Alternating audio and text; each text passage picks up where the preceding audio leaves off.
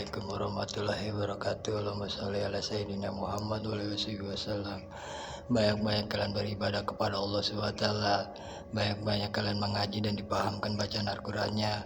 Banyak-banyak kalian berzikir selalu ingat Allah SWT. Banyak-banyak kalian bersalawat dengan Rasulullah SAW. Kerjakanlah kebaikan yang diajarkan baginda Nabi Rasulullah SAW. Ini adalah kisahnya yang cerminan kehidupan. Mengapa dibilang cermin kehidupan? Ini bagi kaum perempuan juga harus tahu juga yang namanya bercermin. Ini juga bakal kaum anak lelaki biar tahu yang namanya bercermin kehidupan bakal dunia dan akhirat. Kita dikasih tahu yang nama cerminan hidup ya.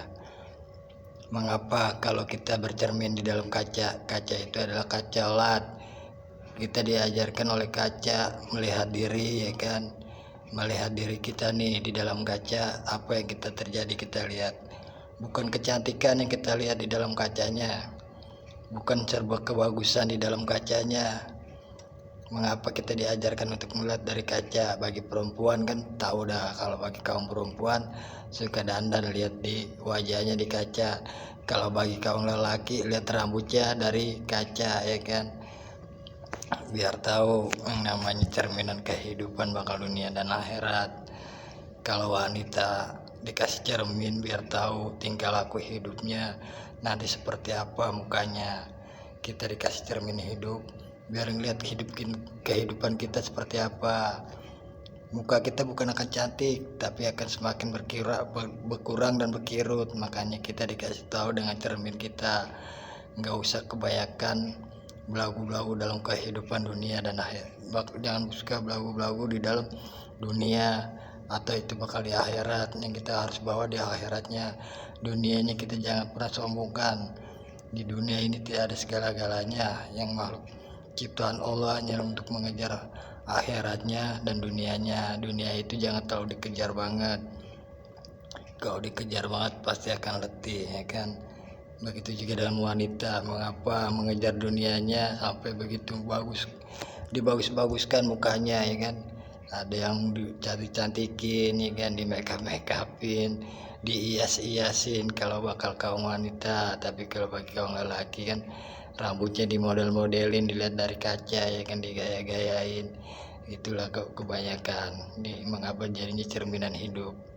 Kalau wanita digambarkan di dalam cerminan hidup. Kita berkaca nih, dicontohkan dari kaca. Muka kita akan seperti apa jadinya di akhirat. Kita dicontohkan muka kita akan seperti apa di akhirat. Makanya kita bercermin hidup. Cerminan hidup itu adalah cerminan. Kaca itu adalah cerminan hidup. Kacanya kan kecolat.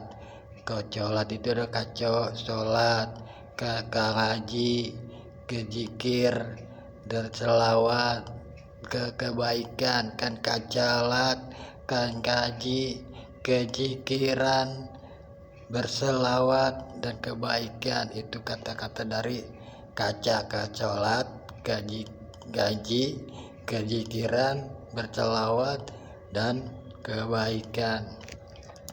Kalau cerminannya, cerminkanlah seperti air-air yang mengalir. Cerminkanlah seperti air yang mengalir. Serilkanlah, kan cermin itu serilkanlah di dalam sejadahnya. Kan kalau udah dilarang sejadah, serilkanlah air-air yang mengalir. Kan cerminan hidup itu ada cerminan cahayamu di dalam dunia dan akhirat. Kacanya itu adalah kacolatnya. Kacolatnya itu ada kacolaji, kecuzikir, keselawat, kebaikan. Dan cerminannya itulah cerminan kehidupan. Cahayanya akan menuntun kita di dalam dunia dan akhirat. Bukan cuma dandan tapi diperbaiki dalam hidup. Bukan cuma digaya-gayain tapi harus diperbaiki dalam hidup. Kadang kan anak perempuan hal hidupnya aja perhiasan itu kehidupan mukanya. Diperbaiki gimana caranya hidup muka kita lebih baik dari kedepannya bakal dunia dan akhirat. Dihiasi dengan sholat, dihiasi dengan ngaji, dihiasi dengan zikir, dan hiasilah dengan sholawatmu dan dihiaskanlah dalam kebaikanmu. Itu yang namanya hias. Jangan mukanya juga dihias ya kan bagi kaum perempuan. tapi kita hiaskanlah di dalam sholatmu, tapi kita hiaskanlah di dalam mengajimu, kita hiaskanlah di dalam zikir-zikirmu, dan kita hiaskan dengan sholawatmu, dan kita hiaskan di dalam kebaikanmu. Jangan muka doang dihiaskan, makanya dicontohkan di dalam cermin. Cermin itu adalah cermin sholat, kaca itulah kau sholat. Makanya kalau kata Rasulullah SAW, air wudhu itu adalah cerminan hidup kita, kaca dari hidup kita. Kalau udah kena wudhu kan kaca wudhu, kaca wudhu dulu baru ke sholat. Makanya biar pada paham, di belajar di dalam mengaji dan di Al-Qur'annya dipahami, dari kaca itu ada maknanya semua dalam hidup. Kaca wudhu baru ke wudhu dulu baru ke sholat. Ke sholat itu ke ngaji, ke pikiran dan bersolawat. Bersolawat itu hal kebaikan baru yang kelahir. Cerminan kaca itu adalah hal yang bermanfaat, bakal dunia dan akhirat yang kau cari. Jangan kau hiaskan mukamu dengan yang tidak yang bermanfaat, tapi kau hiaskan mukamu dengan sholat. Tapi kamu kau hiaskan dengan air wudhumu, dengan sholatmu, dengan ngajimu, dengan zikirmu, dengan sholawatmu, dengan kebaikanmu yang kau harus hias. Jangan muka doang yang dihias, rambut juga jangan pernah dirapikan, tapi kau rapikan dalam kehidupanmu, hatimu, dan tanganmu, dan kedua kakimu. Bagi kaum lelaki, jangan rambut doang dihiasin, dirapikan, tapi berapikanlah dari perbuatan burukmu, atau itu lisanmu, tanganmu, matamu, kakimu, dan telingamu harus kau perbaiki juga bagi kaum lelaki. Itu yang diajarkan baginda Nabi Rasulullah SAW. Allahumma sholli ala Sayyidina Muhammad wa alihi wasallam.